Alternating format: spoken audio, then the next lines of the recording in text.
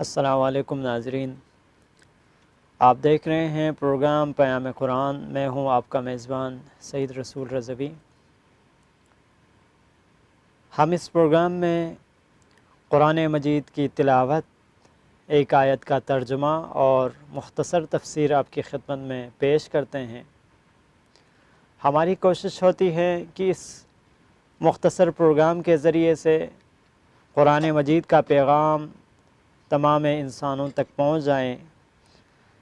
قرآن مجید جس کے بارے میں خداوند قدوس نے خود ارشاد فرمایا، ھدی للناس ھدی للمؤمنین ھدی للمتقین۔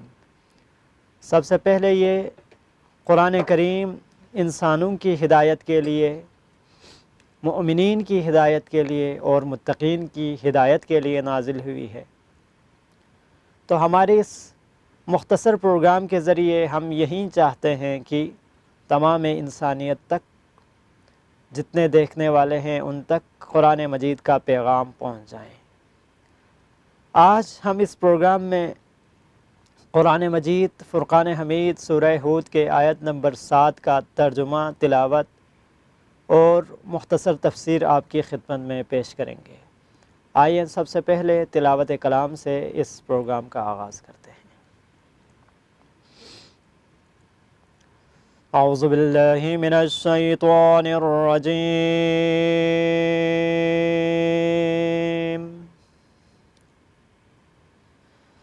بسم اللہ الرحمن الرحیم۔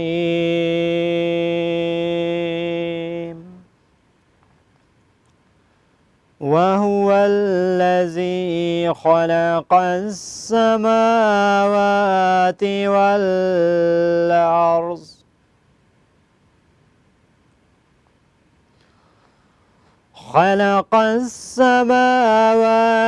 وَالْأَرْضَ فِي سِتَّةِ أَيَّامٍ وَكَانَ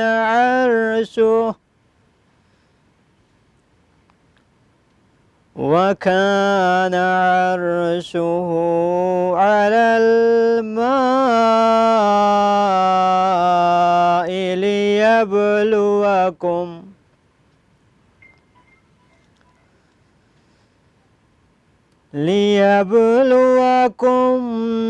أَيُّكُمْ أَحْسَنُ عَمَلًا،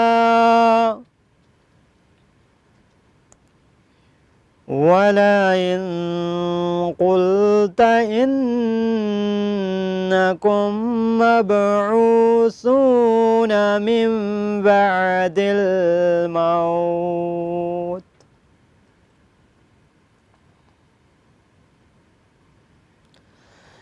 إِنَّكُمْ مَبْعُوثُونَ مِنْ بَعْدِ الْمَوْتِ لَيَقُولَنَّ الَّذِينَ كَفَرُوا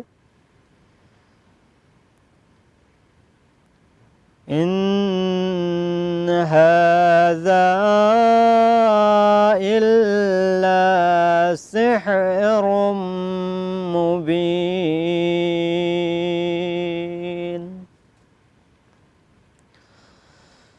صدق اللہ العلی العظیم۔ ترجمہ۔ اور وہ وہی تو ہے جس نے آسمانوں اور زمین کو 6 دن کے دورانیے میں پیدا کیا، اور اس کی حکومت کا تخت پانی پر برقرار ہوا تاکہ تمہیں آزمائیں کہ تم میں سے کس کے اعمال زیادہ اچھے ہیں۔ اور اگر آپ ان سے کہیں کہ تم مرنے کے بعد زندہ کیے جاؤ گے تو کفار یقیناً کہیں گے کہ یہ تو واضح جادو کے علاوہ کچھ ہے ہی نہیں۔ ناظرین، اس آیت کریمہ میں جو سب سے اہمیت والی بات ہے، جو خداوند قدوس نے تمام خلقت کو خلق کیا ہے، کائنات کو خلق کیا ہے، اس بارے میں یہاں اس آیت گرامی میں وارد ہوا فی ستۃ ایام، یعنی 6 دن میں اس کائنات کو خلق کیا۔ اس بارے میں مفسرین فرماتے ہیں کہ یہ 6 دن سے مراد فی ستۃ ایام سے مراد 6 مرحلہ ہے یا 6 دورانیہ ہے، کیونکہ ابتدائے آفرینش میں سورج کا وجود ہی نہیں تھا تو دن کا یا رات کا اطلاق نہیں ہو سکتا، تو اس لیے ہم یہ نہیں کہہ سکتے کہ 6 دن میں پیدا کیا گیا، یا اس کو 6 دن کہہ دینا صحیح نہیں ہے، بلکہ اس کو 6 دورانیہ یا 6 مرحلے میں اس کائنات کو خلق کیا گیا۔ دوسری بات، اس آیت گرامی میں جو لفظی طور پر سمجھنے کی ضرورت ہے وہ ہے لفظ عرش۔ لفظ عرش کا اطلاق چھت پر بھی ہوتا ہے، چھت والی مکان پر بھی ہوتا ہے، اور اسی طرح سے بادشاہوں کے بلند و بالا تخت پر بھی عرش کا اطلاق ہوتا ہے۔ عرش یعنی چھت یا چھت والی مکان یا بادشاہوں کے بلند و بالا تخت کو کہا جاتا ہے۔ بعض اوقات یہ کنایتاً بھی استعمال ہوتا ہے، کنایتاً اس کو قدرت کے لیے، بادشاہت کے لیے، پاور کے لیے، حکومت کے لیے استعمال کیا جاتا ہے۔ مثلاً کہتے ہیں کہ فلاں شخص کو اقتدار مل گیا، مثلاً فلاں شخص کو کہتے ہیں کہ اس کو عرش مل گیا، یعنی اس کو حکومت مل گئی ہے، اقتدار مل گیا ہے۔ یا اسی طرح سے کہا جاتا ہے فلاں شخص کو تخت سے اتارا گیا، یعنی اس کو حکومت سے برطرف کیا گیا یا اقتدار سے اس کو محروم کیا گیا۔ تو اس کے بعد جو آیت گرامی میں ایک لفظ آیا لیبلوکم ایکم احسن عملا، یہاں پہ فرمایا کہ تمہیں آزمائے کہ تم میں سے کس کے اعمال زیادہ اچھے ہیں، زیادہ بہتر ہیں۔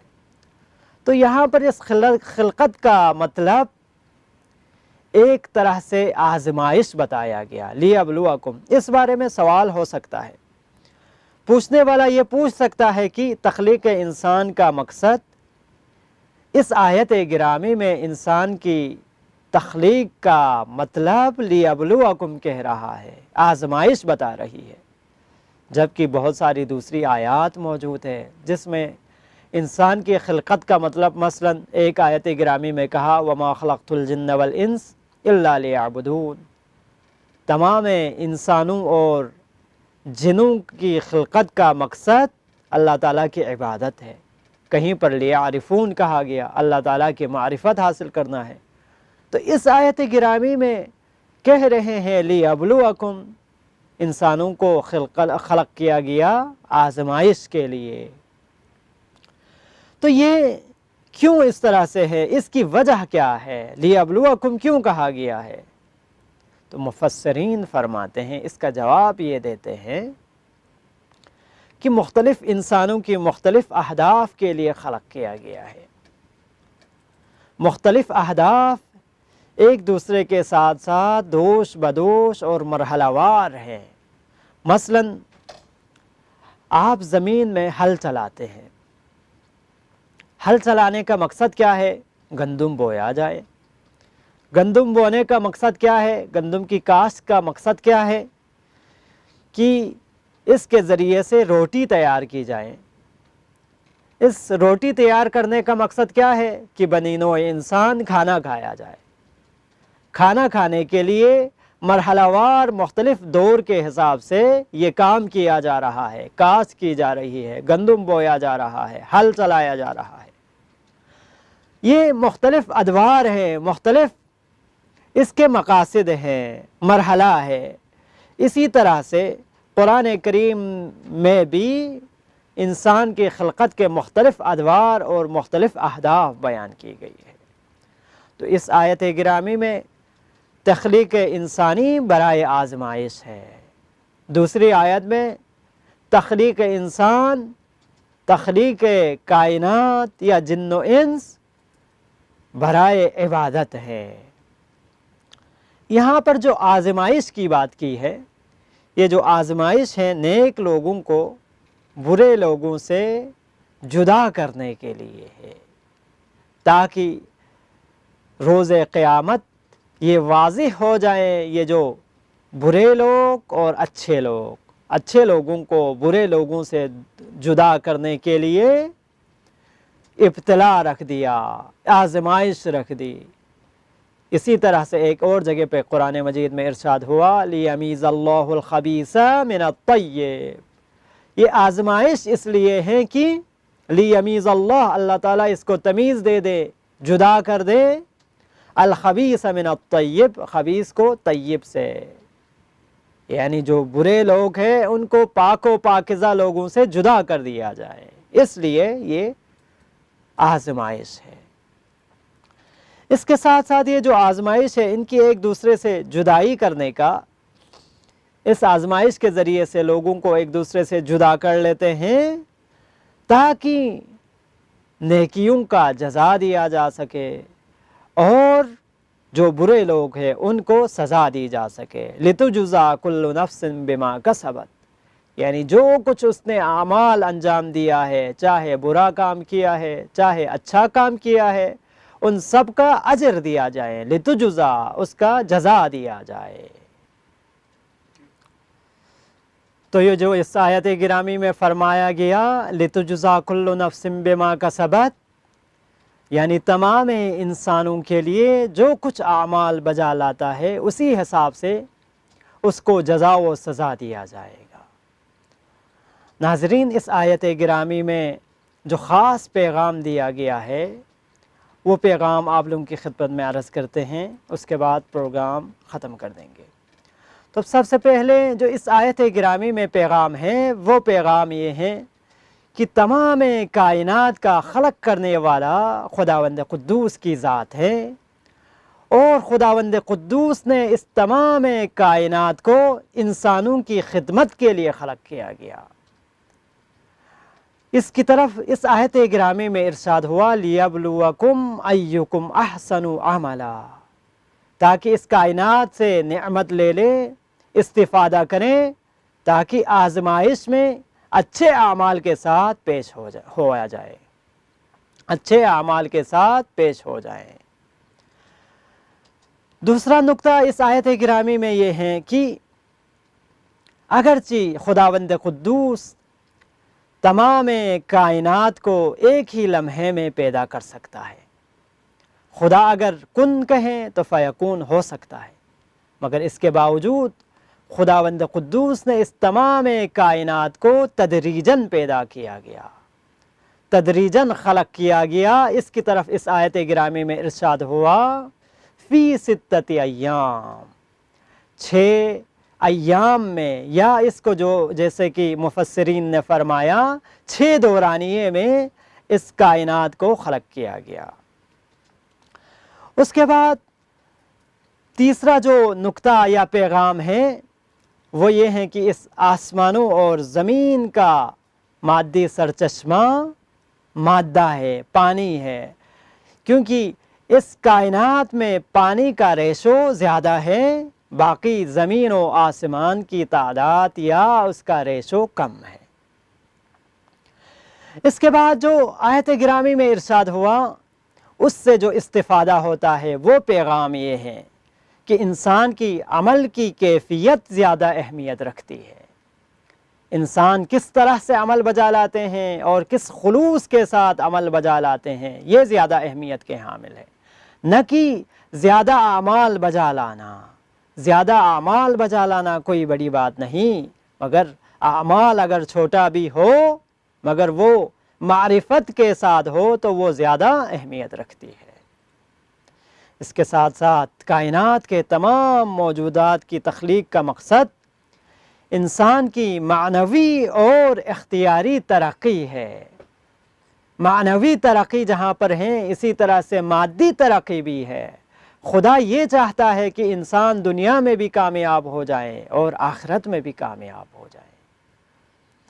تو ناظرین، اگر ہم قرآن پر عمل پیرا ہو جائیں، قرآن کی تعلیمات کو اخذ کریں تو ہم دنیا میں بھی کامیاب ہو سکتے ہیں اور آخرت میں بھی کامیاب ہو سکتے ہیں۔